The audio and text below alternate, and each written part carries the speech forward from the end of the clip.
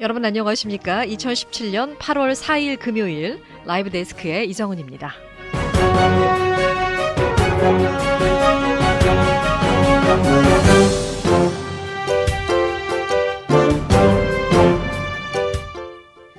요실금과 과민성 방광은 가장 흔한 여성 비뇨기 질환입니다. 이 두 질환 모두 배뇨 장애가 주요 증상이기 때문에 자칫 헷갈리기 쉬운데요. 이 둘은 엄연히 다른 질환이지만 과민성 방광이 있으면 요실금 증상이 나타나기도 해서 환자가 스스로는 구분하기 어렵다는 특징이 있습니다. 요실금은 기침을 하거나 무거운 것을 들 때 배에 힘이 들어가며 소변이 흘러나와 속옷을 적시는 증상인데요. 이에 반해 과민성 방광은 한번 소변이 마려우면 참지 못하고 곧바로 화장실로 가야 하는 증상으로 이때 소변이 새기도 합니다. 또 과민성 방광은 요실금과 달리 임신이나 출산에 크게 영향을 받지 않으며 아직까지 뚜렷하게 밝혀진 원인도 없다고 하는데요. 전문가들에 따르면 보통 요실금의 경우 과체중인 여성이 걸릴 확률이 더 높다고 합니다. 과체중이 되면 골반 근육이 지속적으로 체지방 압력을 받게 되면서 느슨해지기 때문인데요. 여기에 평소 변비까지 있다면 복부 압력이 높아져서 증상을 악화시킬 수 있다고 합니다. 하지만 요실금이나 과민성 방광 모두 제때 적절한 치료만 받는다면 완치가 가능하다고 하는데요. 단 고령의 치매 환자에게 동반된 요실금이나 척추 질환으로 인한 신경인성 방광이 동반된 요실금 등은 치료하기가 쉽지 않다고 합니다. 자, 오늘 라이브 데스크에서는 누구에게도 말하지 못하는 비밀, 요실금과 과민성 방광에 관한 자세한 정보를 알아보고 이와 관련한 여러분의 궁금증 풀어보는 시간으로 함께하겠습니다.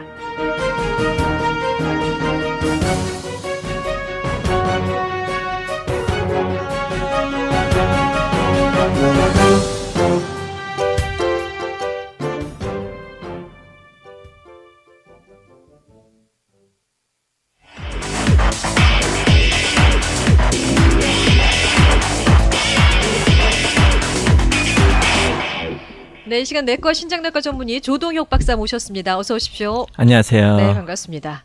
자, 단 한 번도 저희가 이 시간에는 다뤄보지 않았던 주제입니다. 오늘 이 요실금과 과민성 방광에 관해서 좀 면밀하게 저희가 살펴보도록 할 텐데요. 이 두 단어가요, 혹시 여성들에게만 국한되는 질환입니까? 거의 대부분 이제 여성을 생각하게 되죠. 예. 그런데 이제 남성에서도 있을 수 있고요.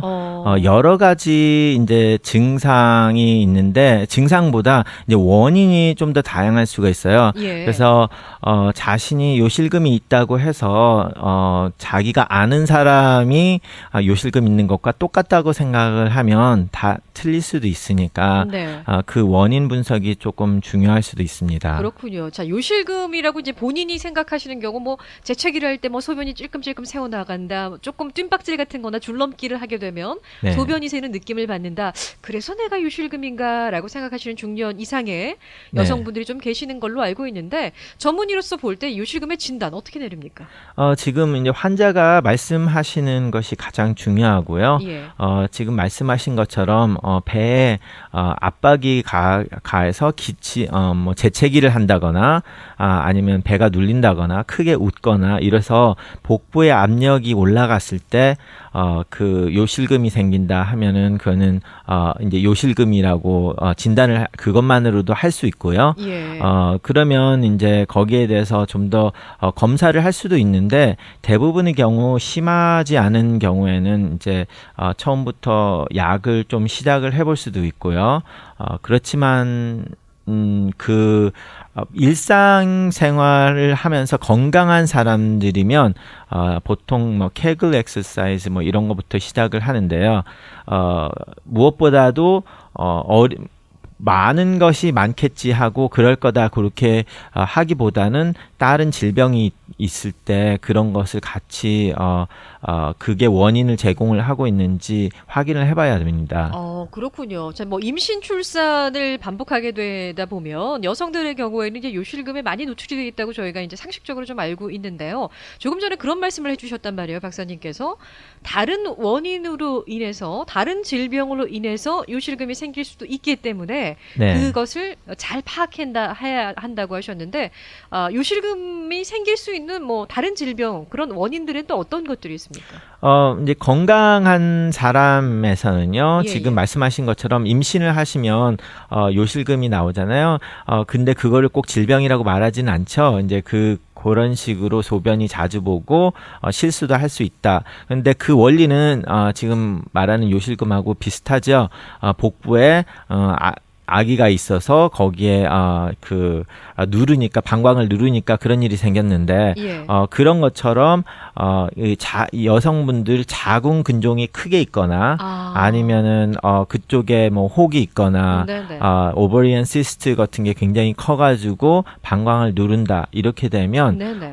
그것으로 인해서 요실금이 생길 수도 있습니다. 그렇군요. 예. 건강한 여성들에서는 자신도 모르게 물혹이 많으신 분들이 꽤 있거든요. 네. 그리고 자궁 근종도 뭐 주위에 물어보면 자궁 근종이 있다는 말 들었다는 여성분들 많이 있잖아요. 네. 그렇기 때문에 건강한 여성에서는 그런 것까지 이제 좀 검사를 해봐야 되는 필요가 있습니다. 그렇군요. 이제 임신과 출산을 경험한 분이 아니시더라도 좀 젊은 층의 여성분이시더라도 자궁에 어떤 문제가 생기게 될 경우 이제 자궁 근종 같은 것들 그러면 뭐 20, 30대 젊은 나이에도 그것으로 인한 요실금이 나타날 수 있다는 거예요? 네.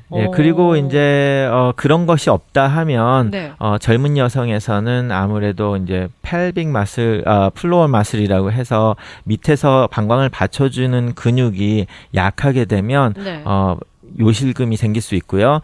방광에 이제 방광을 보면 밑에 그 골반을 방광을 지지해주는 근육이 있는데 그것이 지지도 해주고 그리고 그 밑에 이제 방광 뒤로 요도로 나가는 그 관략근도 있거든요. 예. 그럼 그 둘 중에 하나가 약해지게 되면 네. 요실금이 나올 수 있는데 그 어느 정도 복부에 압박이 가하면 이제 거기에 트리거가 돼가지고 소변이 나오게 되는 거죠. 그렇군요. 그러면 그게 뭐 유전적인 원인, 그러니까 내추럴본으로 그렇게 약하게 타고나시는 거예요? 아니면 어떤 원인에 의해서 자극을 받아서 그쪽 관략근 쪽에 어떤 근육이 느슨해지게 되는 거예요? 아무래도 그거는 자신이 그냥 그런 시츄에이션이 됐다고 생각을 할 수밖에 없죠. 그렇게 좀 약하다고 하면 그 방광의 관략근이 뭐 좀 약한 거는 꼭 그 유전적으로 오는 그런 질병이라고 할 수는 없고요. 네. 예. 그리고 그 이외에 이제 뭐 다른 그쪽에 무슨 손상을 받았다든지 다른 일이 있었다니 이럴 수도 있으니까 네. 결론은 그 근육이 약해졌다고 하면은 그 근육을 강화하는 쪽으로 가야 되고요. 네. 물론 이제 방광 자궁에 근종이 있다면 너무 커서 그걸 누른다면 거기에 대한 수술을 한다든지 그런 치료 방법은 있죠. 예. 뭐 이 요실금이 젊은 여성에도 충분히 일어나긴 합니다. 네. 병원에 와서 의사한테도 말을 안 하는 가장 대표적인 질병이고요. 이게 굉장히 부끄럽잖아요, 예, 사실. 예. 네. 그래서 건강한 여성 중에 거의 10명에 1명 정도가 그런 일이 좀 주기적으로 있다는 지금 통계가 나오고 있고요.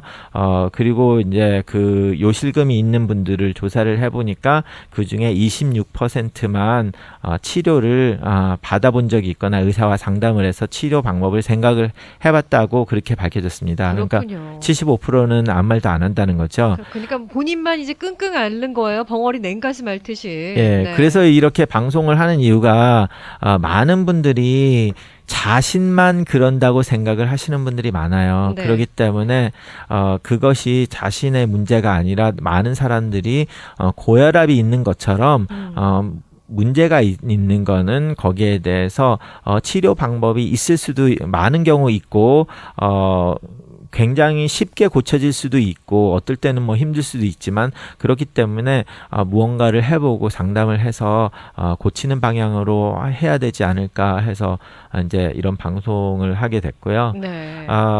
지금 많은 경우 요실금을 말하면 이제 연세가 드신 분들을 말하죠. 그렇죠. 그래서 뭐 네. 70대 넘으신 분들이나 이런 분들한테는 물론 굉장히 많고요. 뭐 그 양로병원에서 입원을 해 있는 분들의 뭐 50%에서 70%가 요실금이 있다. 뭐 이렇게까지 밝혀지고 있을 정도로 연세가 드신 분들한테서는 훨씬 더 많은 질병입니다. 그러니까 100명 중으로 본다면은 26명만이 이제 본인이 요실금이라는 걸 자각을 하고 치료를 받고 아까 말씀해 주신 건 74%라고 하셨으니까 나머지 74명은 누구에게도 얘기하지 못하고 그냥 네. 끙끙 앓고 계시다는 거잖아요. 그렇죠. 근데 지금 연세가 드신 분일수록 그 요실금에 걸릴 확률 그리고 그런 증상을 보이시는 분들이 많다고 했는데요. 이게 단순히 에이징의 어떤 증상입니까? 신체가 노화하면서? 예, 아무래도 관략근에 이제 힘이 조금 더 빠지게 되니까 소변이 나올 수가 있고요. 그리고 다른 이제 문제들이 같이 또 섞이게 되죠. 연세가 드시는 분들은 아무래도 뭐 이뇨제를 먹거나 이러다 보니까 거기에 대해서 소변을 더 자주 보게 되는 일들이 생기고 예. 소변을 더 많이 만드니까 또 문제가 되고 거동도 불편하시다 보니까 이제 방광이 어느 정도 차면은 조금 이거를 그 방광이 찼다는 걸 인지하고 소변을 자주자주 갔어야 되는데 연세가 드시면서 거동이 불편해지면 거기에 대해서 이제 그 느낌 자체도 더뎌지고 네. 그리고 그 근육들이 우리가 쥐나는 것처럼 방광의 근육들이 수축을 하지 않아야 될 때 수축을 하기도 해서 예. 이제 지금 요실금이 생기는데요. 젊은 층에서는 지금 말한 것처럼 복부에 압박이 가서 그 밑에 방광 밑에 있는 근육이 약해서 생기는 사람들이 더 많고요. 예. 연세가 많으신 분들은 urgency incontinence라고 해서 이제 그 근육을 싸고 있는 근육들이 우리가 소변을 볼 때 꽉 짜면서 소변이 이제 밑으로 내려오잖아요. 그래서 네. 밑으로 내려오려면 그 소변의 근육이 짜줘야 되는데 그 짜줘야 되는 게 그 짜주지 않아야 될 때 짜주게 되니까 완전히 꽉 짜질 수도 있지만 네. 우리가 그러니까 뭐 쥐가 날 때 경련을 하듯이 방광의 근육이 그런 식으로 어느 정도 수축을 반 정도만 하다 보면 그때 이제 소변이 확 나올 수도 있고 그렇군요. 이런 경우가 많아지게 됩니다. 그러니까 적절치 않은 어떤 그런 상황에서 이제 방광의 수축을 하게 되면 그러니까 소변이 새는 경우가 있다는 건데요. 제가 이제 그 방송 준비를 하다 보니까 또 이런 고민을 가지고 계신 분들이 계세요. 본인은 분명히 소변을 다 누셨다고 생각을 하셨다는 거예요. 네. 그래서 이제 뭐 속옷을 입고 옷을 입으려고 하는데 더 소변이 나왔다는 거죠. 본인이 네. 이제 다 깔끔하게 소변을 다 봤다고 생각해서 너무너무 당황하셨다고. 그분은 굉장히 연세도 좀 젊으신 분이었는데 네. 그런 사례도 있던데 이건 어떻게 해석을 해야 됩니까? 만약에 두 번째 나온 것이 소변이 굉장히 많이 나왔다 하면은 이제 그게 세 번째 요실금인 overflow urinary incontinence라고 해서요. 네네. 이제 이 요도가 어느 정도 뭐 다른 것으로 압박을 해서 소변이 어느 정도 나왔는데 그게 다 나왔다고 생각을 하는 경우입니다. 그러면은 네. 그 방광에는 아직도 소변이 많이 있는데 그러면서 다시 자극이 와서 그게 짜졌을 수도 있고요. 아니면 방광이 이제 흘러 넘친다고 생각을 하시면 돼요. 그러면 그런 식으로 됐을 수도 있고 아니면은 이제 그 지금 urgency incontinence처럼 이게 압박을 어느 정도까지만 해주다가 그 근육이 그만 멈추면은 자기는 소변을 다 봤다고 생각을 하고 네. 그런 다음에 다시 이 근육이 수축이 되면은 네. 소변에 실수를 하게 되는 거죠. 그렇군요. 네. 이걸 저희가 질병으로 분류를 해야 되는 거죠. 분명히. 그렇죠. 아무래도 자신이 생활할 수가 없잖아요. 특히 젊은 층에는 그러면 뭐 일주일에 한 번 그런 일이 있는 것이 질병일까? 뭐 80세 노인분들이 그러면 자신은 그게 질병이라고 생각하지 않을 수도 있으나 만약 30대 한 달에 한 번이라고 해도 그거는 질병이 될 수가 있죠. 왜냐면 그런 일이 갑자기 예. 일어나면 그 다음부터는 그게 무서워서 사람들 만나는 것도 꺼리끼게 되고 어떤 공공장소에 네. 나가는 것도 좀 꺼리끼게 되는 그런 문제를 야기를 하죠. 그렇기 때문에 거기에 대해서 이제 검사를 해서 치료를 하시는 게 좋다고 생각합니다. 그럼 박사님 이런 경우는 어떻습니까? 평소에는 괜찮아요. 뭐 뜀박질을 해도 괜찮고 재채기를 해도 괜찮고 아주 뭐 정상적인 생활을 잘 하는데 어떤 특정한 환경에 노출이 됐을 때 가령 예를 들면 아주 큰 스트레스를 받았다든지 네. 뭐 사람이 많은 곳에 갔다든지 뭐 네. 이런 경우가 있지 않겠습니까? 예. 그럴 때만 요실금이 발생하는 경우 이건 어떻게 저희가 받아들여야 되나요? 보통 요실금보다 그 굉장히 많죠. 요실금보다는 이제 아무래도 urinary frequency나 이제 urgency라고 해서 소변이 굉장히 마려운 것들 있잖아요. 좀 뭐 시험을 본다거나 아니면 뭐 짭 인터뷰를 한다고 했을 때 예. 소변을 5분 전에 갔는데 또 다시 가고 싶다고 뭐 이렇게 느끼는 현상들 그런 경우에 이제 그럴 때는 소변을 진짜 보러 갔을 때도 소변이 많이 나오지는 않죠. 네. 그러니까 아무래도 이제 그쪽에 이제 스트레스를 받고 하면서 그 방광의 근육들이 약간 불안정해지면서 소변을 마렵다고 생각을 할 수도 있고요. 네. 뇌에서 스트레스를 받음으로써 소변이 마렵다고 생각을 하게 만드는 경우도 있습니다. 그러면 그런 경우에도 반드시 약을 복용해서 치료를 시작해야 되는 거예요? 뭐 이렇게 스트레스를 받는 것은 아무래도 약을 먹는다기보다는 예. 그 스트레스를 릴리브할 수 있는 돌출구를 찾아야죠. 네. 우리가 뭐 쉽게 생각하면 뭐 시험을 치는 사람들이 시험을 칠 때 굉장히 너비스해서 다 아는 것도 못 풀잖아요. 뭐 그럴 때 뭐 자기가 목걸이를 가져가서 그걸 만지면 네. 안정이 된다든지 그런 안정이 되는 걸로 이제 넘어갈 수가 있습니다. 그렇게 스트레스 받아서 네. 그런 일이 일어나는 경우에는요. 그렇군요. 그러니까 스트레스나 어떤 외부적인 환경이 자극이 돼서 그런 빈뇨 현상이나 잔뇨 현상이 이제 발생을 하게 될 경우에는 그 상황이나 어떤 그런 요인을 제거만 해주면 그건 특별히 뭐 약을 먹고 치료를 해야 되는 경우는 아니지만 네. 그 외의 경우는 치료를 하는 것이 중요하죠. 네. 그리고 이제 많이 관가를 하는 것이 여성 중에서 이렇게 뭐 며칠 동안 스트레스를 받았더니 이런 일이 생겼다. 그러면 요실금이라고 생각하기 전에 앞서서 방광염이 있는지를 확인을 해야 됩니다. 여성에서는 방광염이 굉장히 잦기 때문에 자주 일어나기 때문에 주기적으로 요실금이 있지 않은 사람이 어느 때부터 갑자기 뭐 3일 전부터 요실금이 생겼다든지 소변이 굉장히 누웠는데도 또 마렵다든지 뭐 이런 일이 있으면 반드시 꼭 방광염이 걸렸다고 아픈 느낌을 받는 것지는 않아요. 그래서 어떤 분들은 아무 느낌도 없이 지나가는데 소변만 자주 보고 싶다는 느낌만 드시는 분들도 충분히 있거든요. 그게 방광염일 수도 있군요. 네. 네. 여성분들이 대부분 방광염을 모르고 지나가시는 분들이 꽤 많이 있습니다. 굉장히 고통스럽잖아요. 방광염이라는 것 자체가 화장실 가는 게 공포 그 자체잖아요. 네, 예. 그렇죠. 보통 그런데 이제 저희들 병원에 오면 소변 검사를 자주 하는데 그러면 자신도 모르는 사이에 방광염이 걸려 있는 분이 다분히 있어요. 그러면 네. 저희들이 뭐 요즘 들어서 소변을 더 자주 넣어요, 아니면 소변을 누웠는데도 자꾸 마렵다는 느낌을 하면은 그런 것만 그렇다고 하고 다른 증상은 아무것도 없으신 분들이 많이 있어요. 그래서 그런 경우는 그때 우리가 2, 3일 안에 검사를 해서 발견했을 뿐이지 집에서 있었다면 그렇게 하고 넘어갔죠.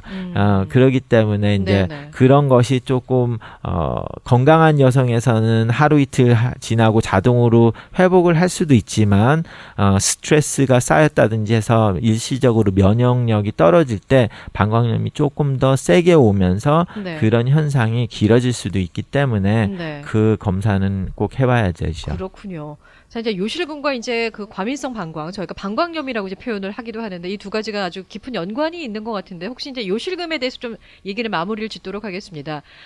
치료를 하는 게 굉장히 중요하다고 말씀을 해주셨거든요. 그리고 네. 치료를 한다는 것은 두 번 다시 이런 상황이 발생하지 않는 것을 목적으로 하는데 어떤 질병을 보면 더 나빠지지 않게 그냥 현 상태를 그냥 유지하는 정도로 치료가 되는 것들이 있고, 그리고 어떤 질병의 경우에는 이제 완전히 있었던 증상이 없어지면서 완치라는 개념을 표현하는 그런 질병들이 있는데요. 네. 치료를 받는다면 요실금의 경우에는 어떤 쪽에 속합니까?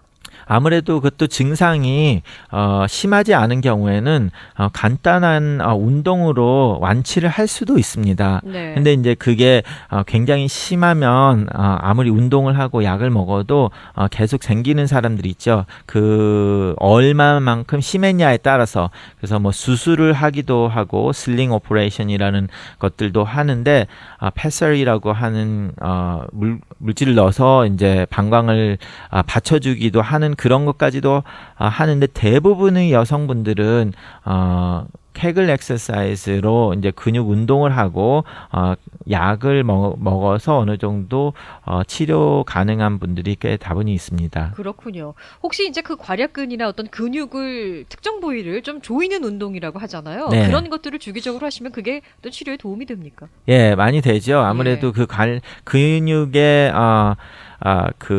근육이 약해서 그러니까 그걸 튼튼하게 해주면 많은 도움이 됩니다. 그래서 아시는 분은 아시는데 또 모르시는 분이 많으니까 어떻게 하느냐면, 그건 잠깐 그냥- 저희 전하는 예. 말씀 듣고 와서 전해드릴까요? 중요한 부분이니까. 네, 예, 예. 알겠습니다.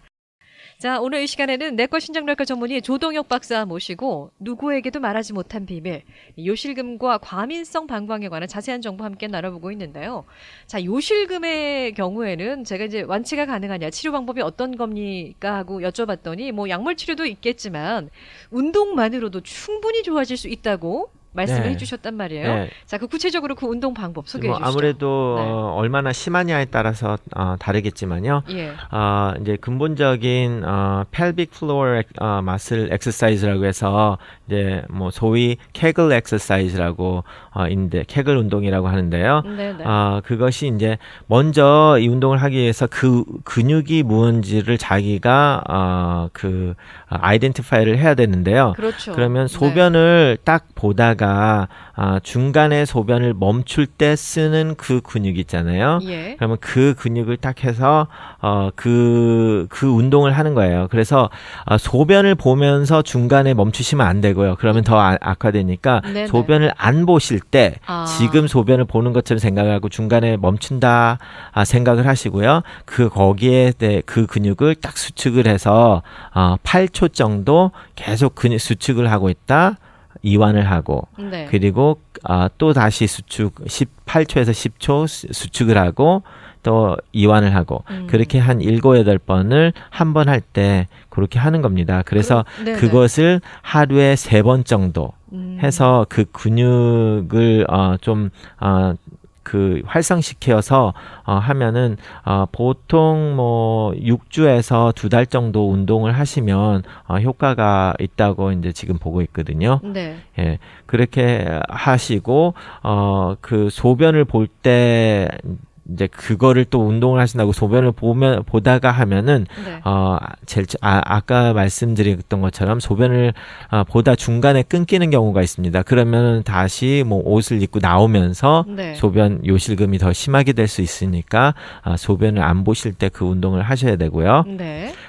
그리고 이제 기본적으로 이제 물의 섭취량을 아무래도 뭐 커피 같은 이뇨작용을 하는 음식들을 좀 삼가를 하시는 게 좋고요. 예. 그리고 그 운동을 하든지 안 하든지 간에 주기적으로 소변을 보는 습관을 기르셔야 됩니다. 근데 그래서 이제 뭐 방광에 차 있지 않으면은 소변으로 바깥으로 나갈 게 없으니까 저희가 그 적정 수분을 섭취를 하는 게 중요하다는 거겠나요?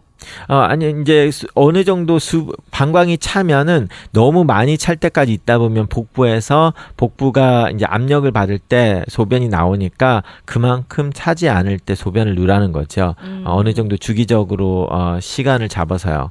예, 네네. 그렇게 되면 아무래도 뭐 그 이유가 어쨌든 간에 뭐 그쪽에 자궁 근종이 있어서 누르든 뭐가 누르든 네. 힘이 약하든 방광이 꽉 차 있으면 있을수록 프레셔가 거기에 압력이 가했을 때 그 소변이 나올 확률이 더 크잖아요. 크면 클수록. 예. 그러니까 소변이 너무 차이지 않게 그 주기적으로 소변을 보는 게 좋습니다. 그렇군요. 그럼 박사님, 여성분들 같은 경우에 지금 케겔 운동 말씀을 해주셨어요. 네. 그걸 주기적으로 뭐 8초에서 10초간 수축했다, 이완했다 하는 운동을 하루에 한 3-4번 정도 하면 치료 효과를 볼 수 있다고 하셨는데 남성분들 같은 경우에는 이제 전립선 때문에 소변이 새는 그런 경험들을 하신단 말이에요. 네.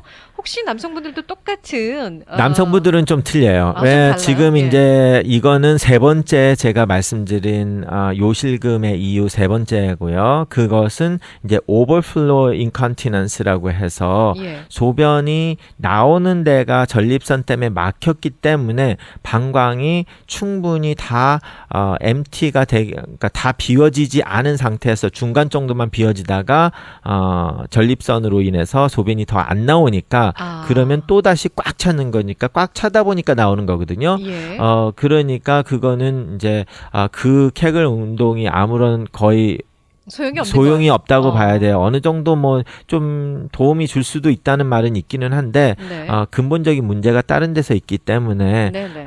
그러면 그런 분들은 이제 전립선 약을 먹어서 그 네. 막힌 거를 완화를 해주고 전립선 약으로 안 될 경우에는 뭐 투나 털프 뭐 이런 시술을 통해서 네네. 요도를 확장시켜서 막힌 거를 뚫어서 치료를 하는 방법이 있습니다. 알겠습니다. 자, 참고해 보셨으면 좋겠고요. 카톡 질문 볼게요. 자, 보통 때는 정상이시래요. 그런데 에어컨 또는 추운 날씨에 특히 이제 짧은 옷으로 다리가 노출돼서 이제 하체가 춥게 되면 화장실에 너무 자주 가신다고 하는데 이게 특별한 이유가 있습니까? 네, 아무래도 근육이 좀 더 그러니까 다리도 덜덜덜덜 떨리잖아요. 추우면 같은 근육이죠. 방광에 있는 근육도. 그럼 몸이 차게 되면 그나마 약간 센시티브해서 근육이 수축을 하지 않아야 되는 상황에서 수축을 하는 거니까 그때 수축을 추워서 더 수축을 스판테니어스하게 할 때 네. 그렇게 그런 일이 일어날 수 있죠. 그러니까 이건 질병으로 볼 수 없고 그 외부적인 자극 요인, 환경만 좀 바꿔주면 이분은 충분히 개선이 가능하다는 거예요. 그렇죠. 예. 이건 질병이 아니군요. 네. 예. 자, 이번에는 저희가 이제 잠깐 언급을 해드렸던 요실금과 이제 좀 착각을 할 수도 있겠다라는 질환으로 과민성 방광, 방광염이 있었는데요. 이 방광염에 대해서 좀 알아보도록 하겠습니다. 자, 이 방광염 같은 경우에는 방광은 이제 뭐 남자도 있고 여자도 있어요. 네. 둘 다 가지고 있는데 유독 네. 여성들이 방광염에 노출이 되는 경우가 굉장히 잦아요. 그리고 그렇죠. 한 번 생기게 되면 나중에 이제 면역력이 좀 떨어지거나 이렇게 되면 감기처럼 네. 다시 나오고 해서 굉장히 불편함을 호소를 하게 되는데 이 방광염이 생기는 원인이 어디 있습니까? 아무래도 이제 우리가 아랫부분이 항문과 가까이 있고 이러기 때문에 소변은 그 안에 박테리아가 하나도 없어요. 깨끗한 그래요? 물이고 예. 어떻게 보면 대변에는 박테리아가 엄청나게 많죠. 네네. 그래서 대장균이 특별히 제일 많고요. 네. 그래서 이제 남성들과 여성들이 가장 큰 차이가 항문과 요도가 같이 근접해 있으니까 네. 여성분들은 항문에 있는 그 대변에서 나온 이제 박테리아가 요도로 전파가 돼가지고 예. 그게 거꾸로 올라가서 방광염이 일어날 수 있죠. 네네. 물론 여기서 제일 중요한 거는 요도가 짧기 때문에 그 짧은 거리를 박테리아가 거슬러 올라갈 수가 더 쉽기 때문에 방광염이 걸리는 게 가장 큰 이유고요. 그렇군요. 그러기 때문에 이제 뭐 그걸 요도를 늘릴 수는 없으니까 가장 좋은 방법은 물을 많이 마셔서 소변을 주기적으로 자주 봐서 박테리아가 올라가는 것을 어느 정도 올라갔다 소변을 보면 다시 씻겨 내려오니까 예. 너무 오랫동안 소변을 안 보시는 습관이 있으신 분들은 그거를 먼저 고치는 게 좋고요. 그러니까 소변 참는 습관을 가지면 어떤 분이 그러셨어요. 그래, 너 그러다가 방광염 걸리는데 그게 근거가 있는 얘기였군요. 네, 예, 아무래도 올라오니까요. 예. 그리고 이제 여성분들은 이제 대변을 보고 나서 항문을 닦을 때 네네. 앞에서 뒤로 닦으셔야지 뒤에서 앞으로 닦게 되면 아무래도 이제 대변에 있는 박테리아가 요도 쪽으로 네. 갈 가능성이 훨씬 높죠. 그렇군요. 네. 자, 용변을 볼 때 이제 여러분들이 굉장히 주의를 하셔야 되는데 아마 뭐 그 바르게 용변 보고 이제 처리하시는 건 뭐 성인이라면 다 아실 건데요. 그러면 이런 경우가 아니라 이제 방광염에 걸리셨는데 너무 청결하게 평소에도 본인을 하셨는데 뭐 목욕탕이라든지 뭐 네. 사우나 혹은 찜질방, 수영장에 다녀온 이후로 나에게 이런 증상이 생겼다. 이게 가능합니까? 아무래도 뭐 물이 청결하지 않은 물이나 물에서 오랫동안 노출이 돼 있으면 올라갈 수는 있죠. 네. 그렇기 때문에 그냥 가만히 있는 것보다 물이 아래에서 왔다 갔다 하면서 그게 뭐 수압이든 물의 운동 때문에 그 박테리아가 타고 올라갈 수 있는 확률은 있죠. 감염이 될 수도 있군요. 네. 대중적인 그런 환경에 갔을 때. 꼭 그 수영장에 물이 더러워서 생겼다고 할 수는 없고요. 예, 예. 자신의 항문에서 나온 것이 위로 올라갈 수 있는 가능성도 다분히 있겠죠. 예. 그렇군요. 그러니까 어떤 사람이 뭐 걸린 사람이어서 전염을 시켰다기보다 물에 이제 그런 박테리아가 퍼지다 보니까 본인 것 때문에 이제 생길 수도 있다는 거예요. 예, 그럴 수도 있고 물 자체가 이제 좀 이리테이션을 시킬 수도 있고요. 예, 뭐 수영장에 클로락스 이런 것을 다분히 치기 때문에 예. 그 안에서 대장균이 살아가지고 위로 올라왔다고 보기는 조금 힘들 수 있습니다. 그렇군요. 예. 자, 이제 그 치료가 참 이게 애매하더라고요. 보니까 뭐 물만 많이 마셔라 아니면 이제 뭐 보험이 없으시거나 그런 분들은요. 뭐 크랜베리 좋다는 네. 얘기를 좀 들으셔서 크랜베리 뭐 주스를 물에 타서 드시거나 희석해서 드시곤 하는데요. 방광염이 한번 발생을 하게 되면 고통도 굉장히 심하고 뭐 그렇지 않은 방광염도 있다고 말씀을 해주셨습니다만 이런 경우에는 이제 전문의의 진단을 받고 검사를 해서 확실한 치료를 해야 재발이 없는 거죠. 아무래도 이제 그 요도가 짧고 그쪽으로 올라가는 것이 이렇게 그 자기의 해부학적 그 육체가 그렇게 해서 위험성이 증가되신 분은 다시 방광염이 올 가능성이 어떻게 해서라도 생기게 되거든요. 그러니까 한 번 걸리면 재발이 분명히 있을 수도 있다는 거예요. 네, 예. 그렇기 때문에 뭐 어떤 분은 뭐 50대까지 한 번도 걸려본 적이 없다고 하시는 분도 있지만 네. 뭐 30대 후반부터 뭐 해마다 뭐 5-6번씩 항상 걸리면서 산다 이렇게 말씀하시는 분들도 있잖아요. 그건 자기의 해부학적인 그게 따르니까 박테리아가 좀 더 올라오기 쉬운 신체 조건이 돼서 그렇게 되는 거거든요. 그렇군요. 그럼 그거는 그 해부학적인 것은 어쩔 수가 없으니까 그러면 어떻게 더 예방을 하겠냐? 그러면은 제일 쉬운 방법이 물을 많이 먹고 자주 정기적으로 소변을 보면서 물을 많이 먹으라는 거고요. 네. 그리고 지금 말씀드렸던 것처럼 크랜베리가 효과가 많이 있거든요. 네. 그 크랜베리에 나온 이제 액체가 소변을 타고 내려오면서 방광에 약간 보호막처럼 쳐줘요. 그래서 박테리아가 달라붙는 거를 좀 저하를 시키거든요.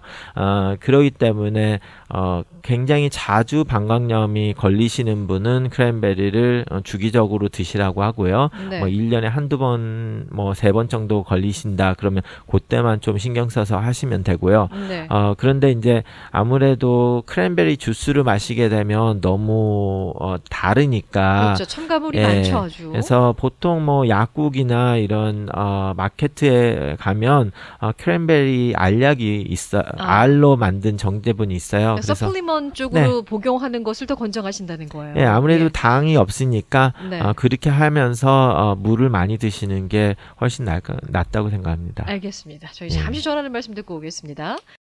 자, 오늘 이 시간에는 내과 신정내과 전문의 조동혁 박사와 함께 누구에게도 말하지 못한 비밀, 요실금과 과민성 방광, 이 방광염에 관한 자세한 정보 함께 알아봤는데요. 제가 뭐 앞에서 요실금에 관한 건 다 정리를 저희가 해드렸고요. 과민성 방광, 이 방광염이라고 하는데 이제 일생 동안 여자분들이 이제 한두 번씩은 다 걸린다고 하잖아요. 네. 그런데 보통 기혼자들에게 많은 증상이라고 알고 있는데 미혼이신 분들이 방광염에 또 걸리는 경우 또 네. 학생이 걸리는 경우도 있단 말이에요. 네, 그렇죠. 이거는 뭐 저희가 알고 있는 잘못된 상식인 거예요? 기혼자만 걸린다는 건? 네, 그렇죠. 그거는 미혼도 충분히 방광염이 걸릴 수 있고요. 아무래도 이제 특히 뭐 물을 적게 먹으면 그런 위험 노출이 더 되죠. 소변이 적게 나오면서 예. 이것이 그 박테리아가 다른 뭐 남자한테서 온 거다 하면은 성병인 것이 네네. 그러면 기혼자만 올 수 있지만 예. 그게 다른 데서 온 게 아니라 자기 몸 안에 있는 뭐 피부에 대장균이 있고 그렇기 때문에 그 균이 없어야 될 부분으로 방광 안으로 이동을 한 것뿐입니다. 그래서 이제 염증을 만드는 거기 때문에요. 네. 뭐 우리 손 안에도 많은 균이 있고 대변에 항상 대장균이 많이 있기 때문에 네. 어쩔 수가 없죠. 예. 혹시 이제 화장실 소변 보고 나서 이제 손 잘 안 닦는 여자분들이 계세요. 네. 가끔 보면 예. 그런 것 때문이라도 방광염에 걸릴 수가 있는 거예요. 꼭 그렇다고는 할 수 없고요. 왜냐면 손을 안 닦는다고 하면 그게 이제 자기 입으로 가는 거죠.